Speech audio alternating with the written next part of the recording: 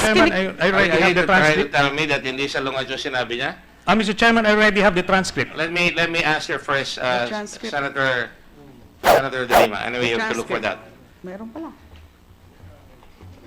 He came down here and accused everybody.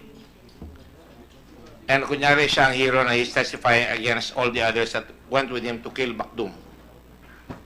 Now, it turns out that you have a note that you concealed to the committee. Mr. Chairman, precisely, it was not concealed. If you would allow me to manifest, on page 166 of the September 15, 2016 hearing, I quote the chairman, Senator De Lima, okay, yung pagpatay kay Sally Macdum, pinaninindigan nyo ba iyon na mayroon kayong pinatay na tao na pangalan Sally Macdum?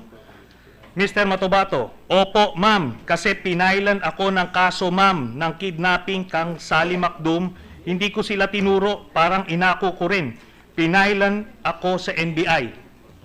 So what is that? So after all the rants and accusations, I believe Senator De Lima deserves an apology, Mr. Chairman. What apology are you talking about? I There demand is no need of apology. apology because you have the information. You had the The information from the transcript very is for beginning. the committee, Mr. Chairman. From But it was in the 2002. transcript already. 2002. Would you please don't melt down, please.